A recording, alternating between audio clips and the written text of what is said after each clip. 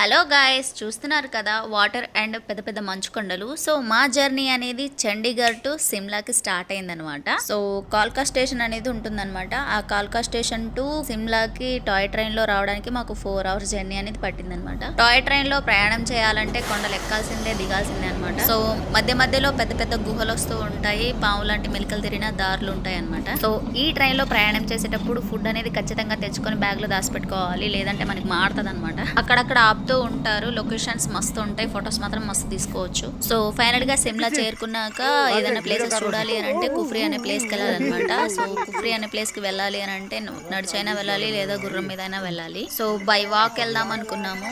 So ఎక్కడ చూసినా రాళ్ళు రొప్పలే ఉండే, పుర్రే ఉండే అనమాట. అందుకే వెళ్ళలేదు, గుర్రం ఎక్కేసాము. అసలే 4 months ప్రెగ్నెంట్ ఉండే నేను. ఆ గుర్రమేమో నా మాట ఇంటలేదు. మా ఆయనేమో ఫోటో తీస్తే వెనక్కి తిరిగానే ఆయన పిలుస్తున్నాడు. ఆ గుర్రానికి తిక్కలేస్తే కొంచెం తేడా అనిపించినా కానీ ఎడుపడితే అటు ఉరుకుద్దంట. సో భయపడుతూ ఎట్లో గట్ల కుఫ్రీ అనే ప్లేస్కి అయితే వచ్చేసినాం అనమాట. సో కుఫ్రీ అనే ప్లేస్లో దిగగానే 2-3 kilometers వరకు వాక్ చేయాల్సి వచ్చిందనమాట. ఎందుకంటే అక్కడ యాక్టివిటీస్ చేయడానికి ప్లేస్ ఉండే. ఈ జిప్ లైన్ చేయడానికి పర్ పర్సన్కి 500 rupees అట్లా తీసుకున్నాడు అనమాట. సో నెక్స్ట్ రోప్ వాక్, అది చాలా డేంజరస్ ఉండే అనమాట. నేను చేయనని చెప్పేశాను, వాళ్ళు ముగ్గురే చేశారు. ఒక చెట్టుకి ఇంకో చెట్టుకి నిచ్చెన తాడు కట్టేశారనమాట. కింద చాలా పెద్ద లోయ ఉండే, చూడగానే నా గుండె దబుల్మంది. సో కొంచెం దూరం వెళ్ళగానే మా మావయ్య కొడుక్కి మా తమ్ముడికి ఏమైందో తెలీదు, వాళ్ళకి కూడా దడొచ్చినట్టుంది. సగంలో రిటర్న్ లో వచ్చేసారు. మరి ఈయన ఏం సాధిద్దామని పోయిండో ఏమో, లాస్ట్ దాకా వెళ్ళేసి ఆ చెట్టును హద్దుకొని మళ్ళీ రిటర్న్ వచ్చిండు అనమాట. మధ్యలోకి రాగానే ఈయనకి ఏమైందో తెలియదు, కాపాడండి అయ్యా నన్ను అన్నట్టుగా ఎక్స్ప్రెషన్స్ ఇస్తూ ఉన్నాడు అనమాట. ఆ ఏషాలని నేసిన తర్వాత స్కాండల్ పాయింట్ చూడడానికి next day morning Shimla church gate దగ్గరికి వచ్చాం. సో అక్కడ షాపింగ్ చేసేసి నెక్స్ట్ మంచి మంచి ఫొటోస్ దిగేసి మనాలి దారి పట్టేశాము. సో అటల్ టనల్ వెళ్లే దారిలో ఈ మంచు కొండలు కనిపిస్తే షూట్ చేసాం అనమాట. సో మా జర్నీ అనేది మస్తు ఉండే అనమాట. మధ్య మధ్యలో సాంగ్స్ పెట్టుకుంటూ డాన్స్ చేస్తూ అల్లరి చిల్లరి చేస్తూ అనమాట.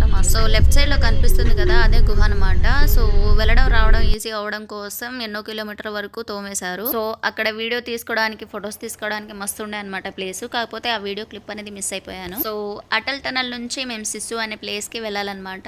సో వెళ్లే దారిలో ఇక్కడ వాటర్ అనేది కనిపించేసరికి ఇక్కడ ఆగాము. సో లొకేషన్ చూస్తే మాత్రం మస్తు అనిపిస్తుంది కదా, ఏదో హిమాలయాల్లో ఉన్న ఫీలింగ్ అయితే అనిపిస్తుంది. సో మేము ఈ ప్లేస్ కి మిట్ట మధ్యాహ్నం 1 గంటకి వెళ్ళామన్నమాట. అయినా వణుకొస్తూనే ఉంది, మాకు అంత చలి ఉందన్నమాట ఇక్కడ. సో మనకి ఇక్కడ ఫుడ్ అనేది కూడా అవైలబుల్ గా ఉంటుంది అనమాట. చిన్న చిన్న షెటర్స్ చేసుకొని ఫుడ్ అనేది ప్రొవైడ్ చేస్తా అంటారు. సో ఈ లొకేషన్ లో మేము చిన్న చిన్న వీడియోస్ అండ్ ఫొటోస్ తీసుకున్నాము.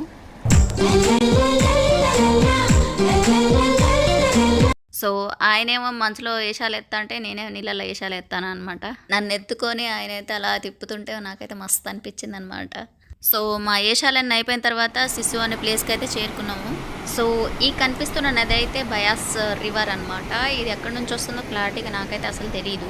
సో ఇక్కడున్న మంచుకొండల్లో మనం ఆడుకోవడానికి మనం వేసుకున్న బట్టలు కానీ షూస్ కానీ అస్సలు పనికిరావన్నమాట. సో మనమైతే ఎక్కడైతే స్టే చేస్తామో అక్కడే మనం ఇవి తెచ్చుకోవాలన్నమాట. డ్రెస్సెస్ కానీ షూస్ కానీ మనకైతే గైడ్ ఎవరైతే ఉంటారో వాళ్ళు ముందే మనకి చెప్తారు. సో ఇక్కడైతే నేను మంచుకొండని ఎక్కలేకపోతున్నా అని మా వారు నన్ను ఎత్తుకొని మరీ తీసుకెళ్ళిపోతున్నారు అనమాట. చూడండి ఎంత హాయిగా కూర్చొని తమాషా చూస్తున్నాను.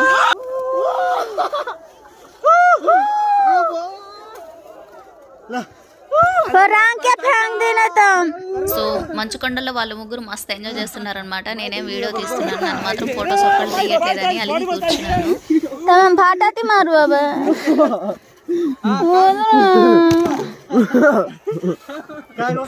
నా దగ్గర అన్ని చిన్న పిల్లలు చేస్తూనే ఉంటాయి, నేను అలిగితే మాత్రం అందరు నవ్వుకుంటారు. మరో వీడియోతో మీ ముందుకు వస్తాను. Bye bye.